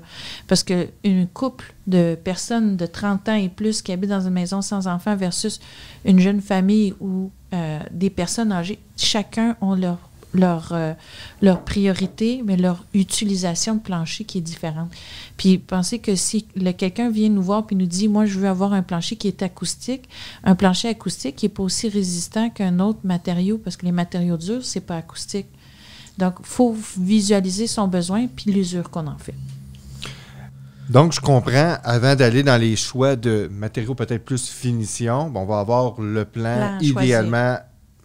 Mais avant d'appeler l'entrepreneur? L'entrepreneur, idéalement, va être là pendant la conception des plans, ou du moins après la première ébauche. Puis, tu sais, tout le côté de conception intégrée va nous permettre aussi de déterminer les besoins, comme tu disais, du client, mais aussi les valeurs que le client veut inculquer à son projet. Puis, tant qu'on parlait de durabilité, bien, tantôt, on parlait de 3 trucs. On parlait, tu sais, de l'impact que les matériaux, dans le fond, de répondre à un besoin aujourd'hui sans nuire aux besoins du futur. La relation entre l'humain et l'environnement, donc l'énergie grise qu'on a besoin de déployer pour produire certains matériaux. Puis ensuite de ça, on a le côté socio-économique, donc de voir notre produit vient de où, puis qui l'a fabriqué, est-ce que ces personnes-là sont sous-payées. Ensuite de ça, tous ces aspects-là entrent dans le terme de répondre aux critères d'un matériau qui est durable. Quand on va faire notre conception, qu'on va créer nos plans, qu'on va parler du projet, toutes ces valeurs-là vont rentrer en ligne de compte. Les professionnels vont poser des questions, puis on va finir par tout de suite voir c'est quoi la ligne directrice du projet, qu'est-ce qui parle au client, qu'est-ce qui est pour lui vraiment quelque chose de durable, parce que il y a la définition au sens large, mais il y a aussi la définition qui s'applique à toi, qui s'applique à toi, qui s'applique à moi. Qu'est-ce que nous, on en fait, comment nous, on en conçoit la durabilité. Puis, ensuite de ça, ben, quand le client va se présenter dans un point de vente pour acheter les matériaux, bien, il va déjà avoir tout ce processus-là en tête, tout ce cheminement-là, toute cette réflexion-là qui a déjà été faite avec les professionnels, qui vont lui permettre de faire un choix éclairé, puis de vraiment bien choisir le produit qui répond à sa perception de la durabilité. T'sais, pour moi, c'est-tu quelque chose, on élimine les produits qui sont faits dans des usines avec des travailleurs sous-payés, je veux encourager local, parce que ça aussi, c'est durable. Donc, c'est... Mais surtout au Québec, pour une grande proportion de matériaux, c'est moins vrai au niveau des céramiques, là, mais qu'on parle de bardeaux, d'isolants, tous les matériaux à base de bois, il n'y a pas beaucoup de raisons de ne pas acheter des matériaux québécois. Là. Il y a tellement de beaux produits qui sont méconnus au Québec. Je pense, mettons, notamment là, au Sonoclimat de Matériaux Louisville. Ouais, c'est le Sonoclimat Eco 4+, là, qui nous permet de remplacer le matériau, le carton fibre goudronné avec un foam en arrière. C'est un matériau qui est fait de fibres de bois recyclées. Ça sert de contreventement. On met ça sur nos murs. C'est 100% québécois. C'est 100% québécois, 100% recyclé. C'est un très beau produit. J'adore. Qui part de la demande d'un architecte au départ. Quand on parlait de synergie un peu tout à l'heure, c'est des... Ou dans certains cas, des projets qu'on a faits avec des architectes, c'est nous qui avons amené cette option-là à l'architecte parce qu'il ne connaissait pas nécessairement le produit. Je connais pas tout de la construction, au même titre que l'architecte connaît pas tout de la construction, que la designer connaît. C'est impossible de savoir tellement.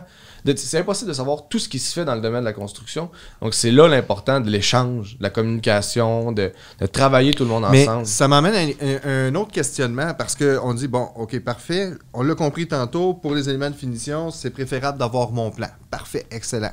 Là, on dit le designer ou l'architecte en même temps que l'entrepreneur.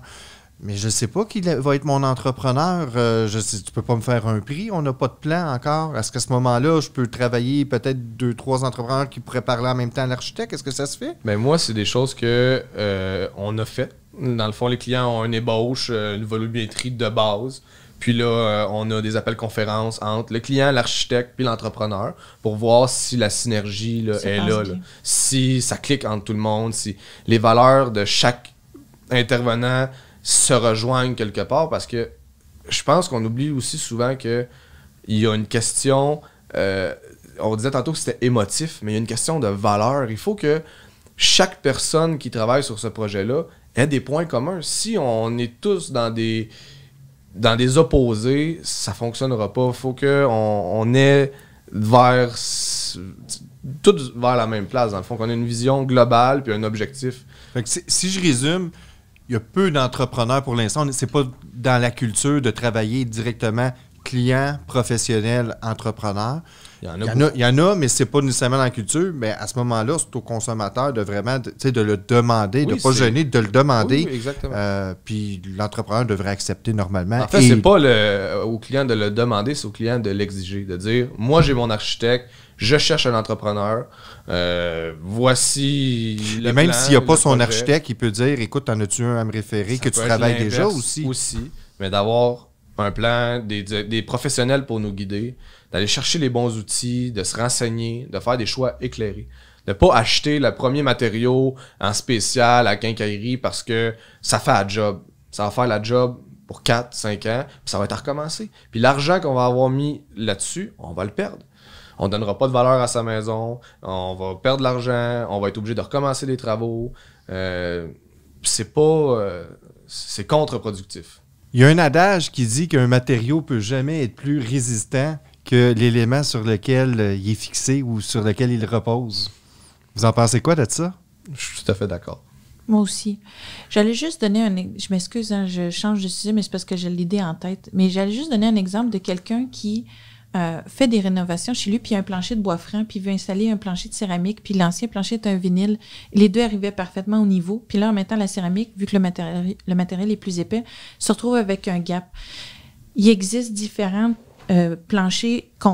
sous-planchers qu'on peut ajuster pour pouvoir arriver au même niveau. Mais si le client, il décide de le faire vite, puis il sauve de l'argent, puis il installe sa céramique, puis il se retrouve avec un gap, puis une bosse, la première chose qu'un nouvel acheteur va faire, c'est enlever ça pour avoir tous les planchers au même niveau. Il existe, on parlait de préparation de sol, pour que notre matière reste pour tout le temps, parce que si un client a tous ses planchers au même niveau, même s'il y a un nouvel acheteur, il va sentir qu'il y a une belle harmonie, le design a été réfléchi, la construction a été bien faite, il va vouloir conserver son plancher comme il est là. Il existe des membranes, je pense aux membranes Schluter, les Ditra, les fameuses membranes oranges qu'on voit dans les émissions de rénovation. C'est un bon moyen de stabiliser un sol. C'est recommandé pour les installations de porcelaine parce que c'est des membranes de désolidarisation. Ça permet d'absorber un certain mouvement au niveau du sol, mais ça permet aussi de ne pas être obligé d'installer 2 plywood de 5/8 parce que c'est ça la norme pour installer une porcelaine. Donc, ça permet de pouvoir, dans certains cas, arriver à un plancher de bois franc avec une céramique au même niveau. On ne veut pas changer un plancher comme ça. Habituellement, quand c'est bien fait, c'est bien réfléchi, ça donne un beau flot à la maison, un bel air de circulation.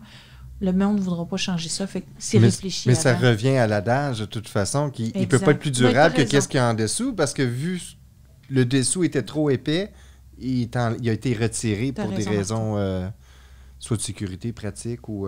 Mais il y a une question d'esthétique, mais une question de sécurité aussi, parce que tu sais que moi qui ai tendance à m'enferger dans les motifs du tapis, un petit step, même si c'est juste un demi-pouce, c'est sûr que ma face est à terre chez vous.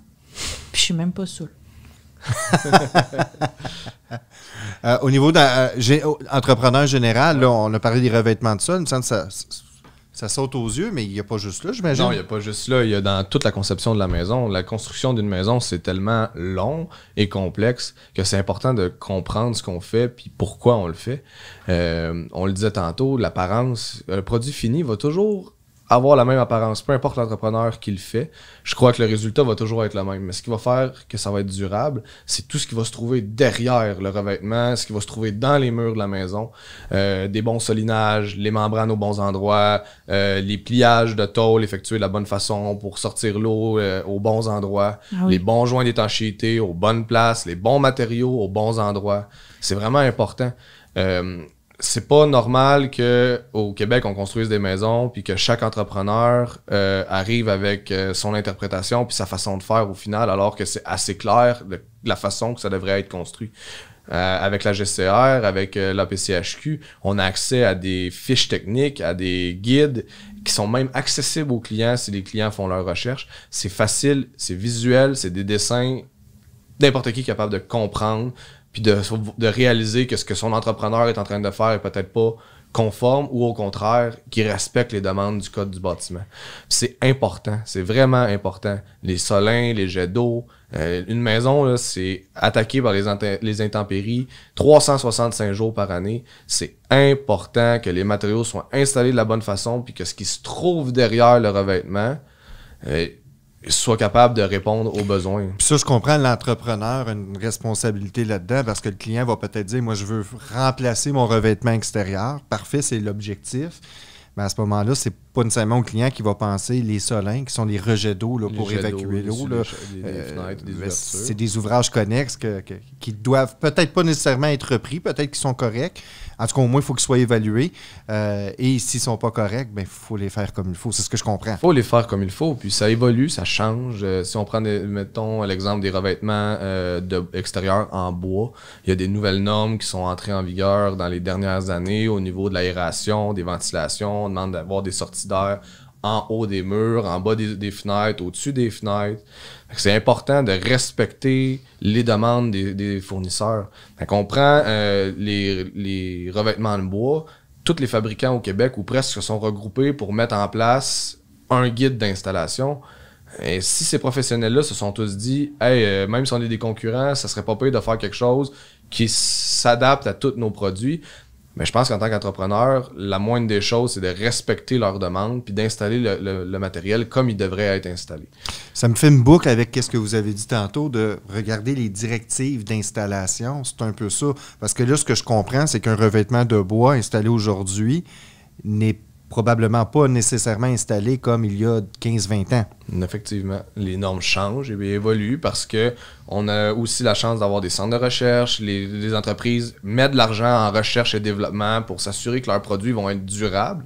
Mais et de qualité. Mais si on veut que le matériau soit durable et qu'il soit garanti 50 ans ou 25 ans, comme le fabricant le spécifie, il faut l'installer comme eux demandent à ce qu'il soit installé. Ils n'ont pas inventé, ça ne sort pas de nulle part, il y a eu des recherches, il y a des gens qui travaillent là-dessus puis qui disent, regarde, dans les tests qu'on a effectués, c'est la bonne façon de faire. Parce qu'il faut le remettre en état de service dans les mêmes façons où il a été conceptualisé, là, dans le fond, par les manufacturiers. C'est ce que je comprends. C'est ça. Et puis, ça se traduit dans un guide d'installation.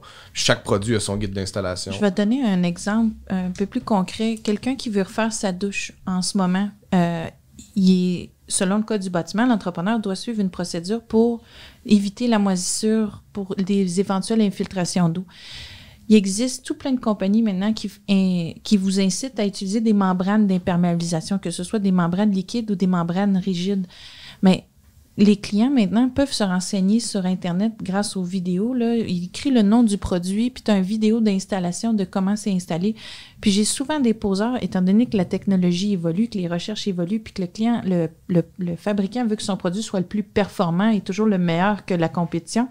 Il y a toujours une vidéo qui va expliquer comment l'installer, puis ça arrive souvent que des installateurs vont regarder le vidéo et vont dire « Ah, il a catché tout de suite, il l'installe, puis il fait son installation. » Mais de juste se renseigner aussi, de savoir « Est-ce que j'ai besoin de le faire, ça? » Parce que j'ai beaucoup de gens qui disent « Ah, ça fait 25 ans que j'installe la céramique. Pourquoi je mettrais de la membrane dans une douche? J'en ai jamais fait, puis mes douches n'ont jamais coulé, puis blablabla. » la technologie évolue, les matériaux évoluent, ta façon d'installer évolue aussi.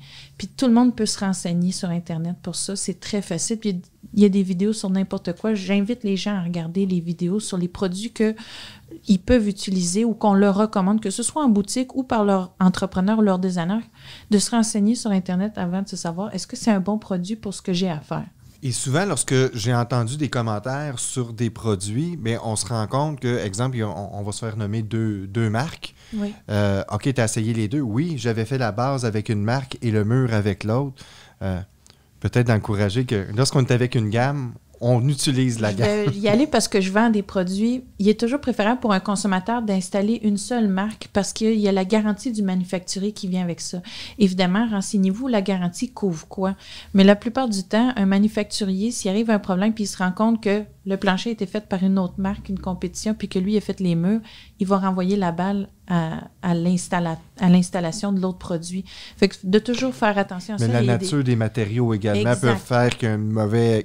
les deux sont bons, mais pas ensemble. Les liens sont pas nécessairement bien. Puis ça se voit souvent dans les ciments. Il y a certains ciments qui sont pas compatibles, que ce soit des ciments qui sont faits à base de polymère ou pas. Des fois, certaines compagnies, il y a des ciments qui marchent pas pour des installations. Donc, oui, il faut faire attention à ça. Mais encore là, il ne faut pas juste aller avec le matériau de finition, donc dans la préparation. C'est tout ce qui est en arrière. Pour avoir quelque chose de durable, la préparation est 10 fois plus importante que le produit final. Puis, c'est plate à dire, mais des fois, de faire peut-être un choix de matériaux de finition, d'aller avec notre choix B au lieu de prendre notre choix A, même si... Bon, c'est pas tout à fait ce qu'on aurait voulu, mais ça fait la job. C'est mieux que le matériel en surface fasse la job puis qu'on le trouve beau, mais que ça soit pas un wow, mais que le travail derrière soit bien exécuté. Parce que notre wow peut peut-être se transformer en wash. En wash, on va être obligé de recommencer. Ben, dans le fond, il y aurait deux choix, ce que je comprends. C'est soit de faire un choix B pour réduire la facture ou faire, comme Isabelle proposait tantôt, peut-être économiser pour avoir notre noir si... Parce que des fois, ça revient dans le choix de finition, c'est émotif. Puis là, tu arrives, puis tu avais tout bâti ton concept de salle de bain sur la tuile avec ce motif-là, tu sais, le beau motif. Puis là, ben, tu te rends compte que ta tuile qui coûte 18$, admettons, le pied carré, tu as le budget pour une tuile à 4$ le pied carré, ben, tu vas attendre un petit peu plutôt que de te serrer le cœur puis de pas avoir ce que tu veux avoir comme finition. Mais il faut effectivement faire... Quand il y a des compromis à faire, c'est souvent sur la finition parce que c'est là où tu as le plus grand choix de prix qui s'offre à toi. Tu sais, si tu cherches, tu peux trouver quelque chose d'imitation qui va coûter un peu moins cher, mais t'es mieux de payer pour la bonne membrane ou le bon ciment plutôt que d'essayer de sauver sur ces étapes-là. Là.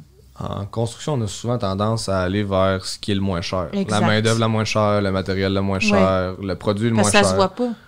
Parce que ça se voit pas, puis parce que la culture autour de la construction est faite comme ça. C'est comme ça que dans nos mœurs, en Amérique du Nord, on est habitué de faire, d'aller vers ce qui est le moins cher soumissionnaire, le moins cher produit. Je veux dire, il y a des gens qui vont engager un homme à tout faire plutôt qu'un spécialiste en rénovation qui a ses numéros d'RBQ, juste pour sauver 20$ de l'heure des fois, mais avoir un résultat catastrophique. Mais là. Ce que je trouve particulier, c'est que c'est probablement les plus grosses dépenses qu'on va faire dans notre vie. Une maison, des rénovations, mais on va toujours aller vers le moins cher parce que ça coûte cher à la base, mais si on va s'acheter une TV demain matin, on n'ira pas prendre la TV la moins chère parce qu'on le sait qu'elle risque de briser, qu'on risque d'avoir des problèmes, qu'elle ne sera pas durable. Mais on va prendre le temps de lire Protégez-vous, de se renseigner sur Internet pour choisir une TV, puis on va être prêt à mettre le prix, quitte à attendre pour acheter la bonne télé parce qu'on veut qu'elle soit durable, parce que une télé à 1500$, ben on veut qu'elle dure au moins 10 ans.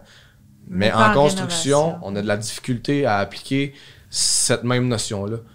Alors que ça devrait être logique. On met des centaines de milliers de dollars sur une vie dans nos maisons. Alors pourquoi ne pas faire les bons choix pour que cet argent-là soit bien investi? Puis j'allais juste te dire que l'argent que tu investis pour des rénovations, ça te rapporte pas l'achat d'une télé. Une télé perd de la valeur, mais des bonnes rénovations, ça te rapporte. Parce que, encore une fois, si tu as l'intention de revendre ta maison puis que tu as refait toute ta salle de bain au goût du jour, oui, avec la céramique, mais bien faite.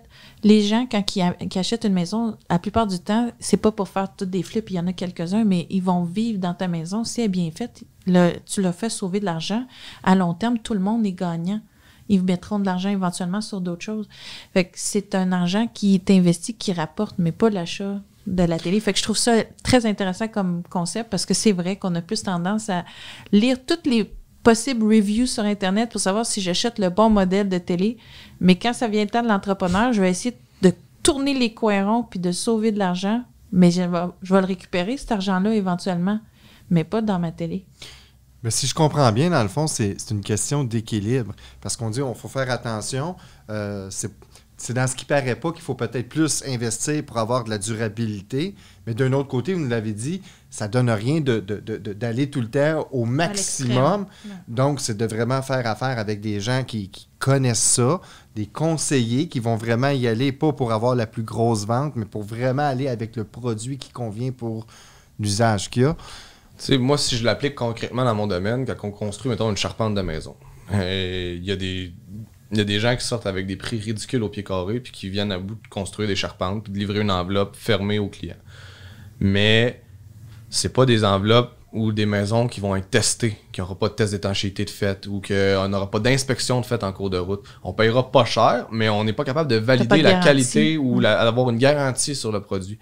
À l'inverse, moi, je sais que nous, notre entreprise, on sort avec des prix qui sont élevés par rapport au marché. Sauf qu'on est capable d'arriver, comme on a fait avec Aérobarrière, à des résultats d'étanchéité de 0,22 changements d'air à l'heure, testés avec une coupe de mur conventionnelle, laine polythène Forens. Mais là, puis ce que je comprends là-dessus, c'est que, exemple, au niveau de la finition, si j'ai une graphine sur mon mur, c'est pas grave, je peux le reprendre plus tard, c'est facile. Ouais. Mais quand on parle de coquilles de maison, c'est à l'intérieur des murs. Aller le corriger plus tard, je vais revenir plus tard quand je vais avoir le temps. Ben non, t'as pas le temps, là. Non, puis probablement ça apparaîtra jamais. Ça apparaîtra peut-être jamais. Puis la journée où vous allez revendre la maison, mais peut-être que là, l'inspecteur, il y a quelqu'un qui va s'en rendre compte, puis ça va se retourner contre vous, parce exact. que c'est vous qui avez vendu la maison. Donc, de bien faire les travaux, ça vaut la peine. C'est quand essentiel. tu comprends. Je comprends. Il y a des entrepreneurs qui vont livrer des maisons, on reparle encore des changements d'air à l'heure, l'étanchéité de l'enveloppe, mais pourquoi un entrepreneur va livrer une maison standard avec 5, 6, 7 changements d'air à l'heure, alors que d'autres entrepreneurs sont capables d'arriver avec le même produit, là, la même chose, en bas de 1 changement d'air à l'heure. Puis de répondre à des normes établies comme Nouveau Climat, LEED, Passive House. Pourquoi il y a une différence entre les deux? Ben parce qu'il y en a un qui exécute mieux les travaux que l'autre. C'est la seule et unique raison. Mais il y en a un qui coûte plus cher que l'autre. C'est pas à cause de ce qui paraît, c'est dans ce qui paraît pas. On va rester dans les changements d'air. Quand on teste une maison, on dit 7 changements d'air à l'heure ou 1 changement d'air à l'heure. Mais ça se traduit aussi en termes de pouces carrés d'ouverture dans un mur. Moi, je comprends pas pourquoi un client va payer un enveloppe de maison, on va dire 50 000, mais que l'entrepreneur va y livrer ça avec un trou de 2 pieds par 2 pieds. Parce que au final, c'est comme si l'entrepreneur faisait les travaux, puis il quittait, puis qu'il laissait une ouverture là, de 2 pieds par 2 pieds en plein milieu du mur, là, une fenêtre, mais avec rien. C'est-à-dire, si on prend toutes les petites ouvertures, pour on les met toutes ensemble juste à un gros trou, ça pourrait faire un trou gros. Ça ferait, mettons, un trou de 2 pieds par 2 pieds, directement ouvert sur dehors, avec l'air qui rentre, puis 365 les insectes, jours par année. l'eau, 365 jours par année.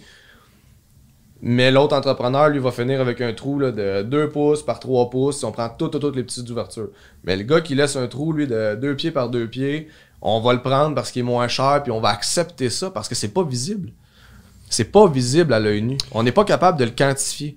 Mais si c'est bien installé, si c'est bien fait, mais c'est des choses comme ça qu'on évite, qu'on voit pas nécessairement, mais que quand on prend le temps de comprendre ce qu'on fait, puis de se renseigner, on peut réaliser que, bon, ben, il y en a un qui va me laisser un trou de 2 pieds par 2 pieds, puis l'autre, il va me laisser un trou de 2 pouces par 2 pouces. Sinon, les factures d'énergie par la suite, mais on n'a pas accès à celle du voisin. C'est ça, mais ça s'applique à tous les matériaux qu'on installe.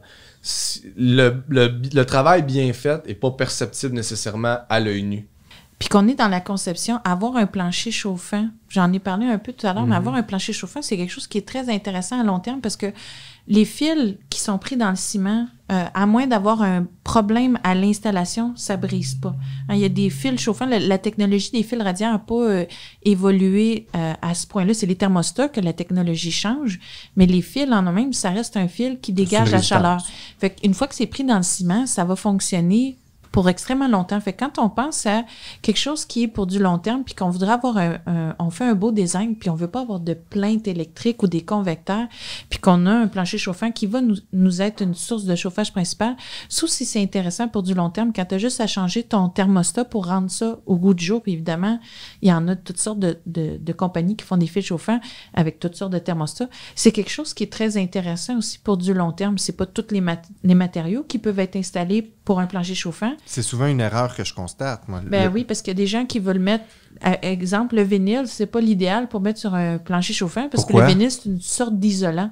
Donc, on veut avoir une matière qui va emmagasiner la chaleur puis la transmettre d'une façon diffuse et douce.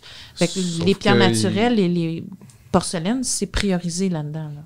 Mais au niveau des matériaux aussi, si on pourrait prendre un bois d'ingénierie, un flottant, un vinyle, tous ces produits-là peuvent se faire pour le plancher chauffant.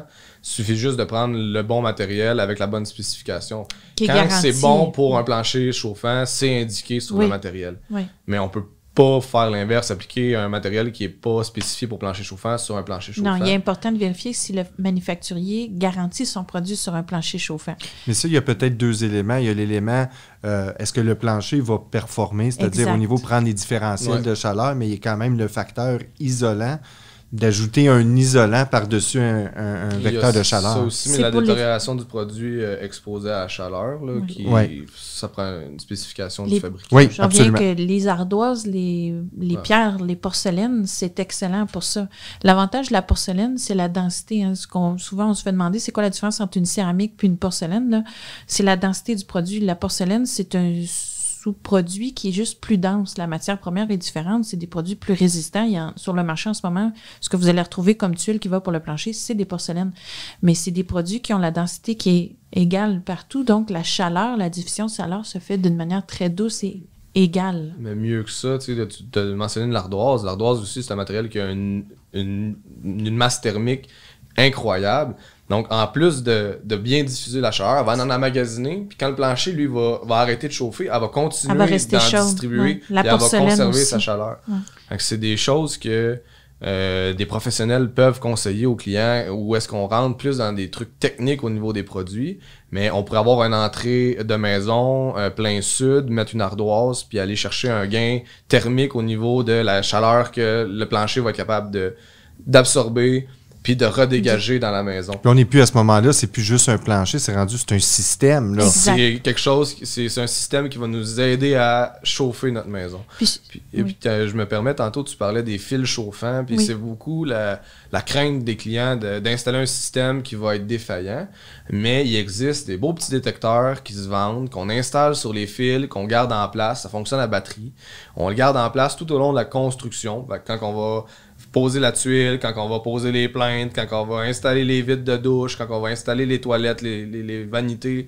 Puis c'est la dernière chose qu'on va enlever, mais le système est tellement bien fait que il va nous avertir avec un bruit sonore si le fil est sectionné. Donc à ce moment-là, en cours de route, on peut aller faire la réparation. On s'en rend pas compte juste une fois que le thermostat est installé. Exact. Mais un professionnel qui se respecte va faire l'installation d'un détecteur sur son fil, puis il va le garder en place pendant la durée des travaux. Oui. Puis même dans le cas une grosse malchance que le plancher tout était installé, puis il arrive un court-circuit pour une raison X, Y, Z, là, on a mis une vis dans la c'est capable d'être réparé. Là, il y a des entrepreneurs électriciens qui se spécialisent là-dedans, qui ont des caméras thermiques, qui sont capables de voir le fil va chauffer jusqu'où, à l'endroit où ça s'arrête, ils savent que le fil est sectionné. En espérant avoir quelques tuiles en réserve. Oui. Ça prend des tuiles en réserve. Puis juste pour finir avec les pierres naturelles aussi, on parlait... Les porcelaines, c'est les matériaux les plus résistants pour les revêtements de sol. Les pierres naturelles, c'est un peu comme le bois, on parlait, mais la durabilité, c'est la visualisation de la durabilité, c'est propre à chacun. Hein, parce qu'une ardoise, ça s'égratigne. Une ardoise, c'est une pierre qui, contrairement à du marbre, c'est tendre, mais ça peut s'égratigner. Sauf que ça fait partie de la patine puis du design. Puis il y a des gens pour qui mettre un scellant, c'est un problème. Puis il y en a pour qui c'est très facile. Hein. Le scellant, c'est quelque chose qu'on doit mettre sur les pierres pour éviter que les pierres se tachent avec nos usages quotidiens, la vie de tous les jours. Il faut que le client soit conscient de ce que ça implique avoir un revêtement, à savoir, est-ce que je choisis le bon fini pour moi, puis est-ce que je vais être capable de vivre avec ça? Parce qu'il y a beaucoup d'architectes ou designers qui vont prioriser les matières nobles comme la pierre naturelle ou le bois franc, mais que le client, lui, il se dit, mon Dieu, je veux pas avoir à recirer ça à toutes les 2, 3, 4, 5, 6 ans. Je veux pas avoir à refaire le scellant aux 6 mois dans ma salle de bain.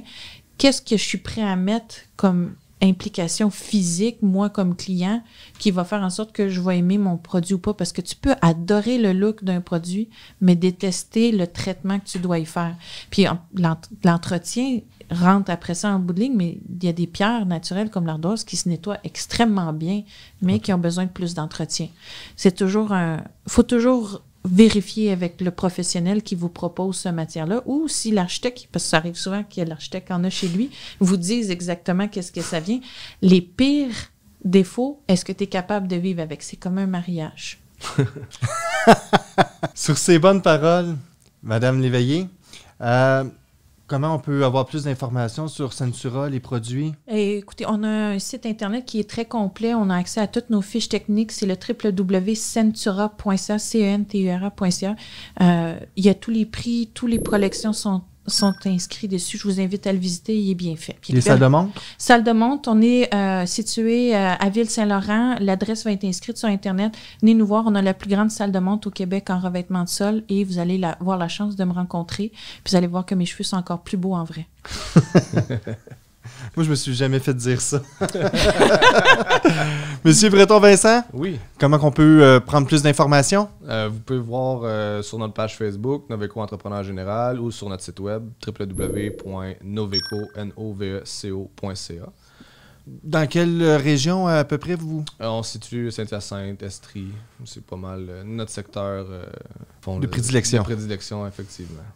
Isabelle, Jasmin, encore une fois, merci beaucoup. J'ai appris des choses, j'en suis bien heureux. Je vais faire évoluer mon histoire des 3 petits cochons. Je pense qu'elle était mal adaptée un petit peu. À la maison, j'espère que l'émission vous a plu et je vous invite à partager un grand nombre sur Facebook et également à aller consulter notre page sur YouTube, District Habitat. Et puis, on se revoit demain, même heure, même chaîne, pour une prochaine émission de Districtement Habitat.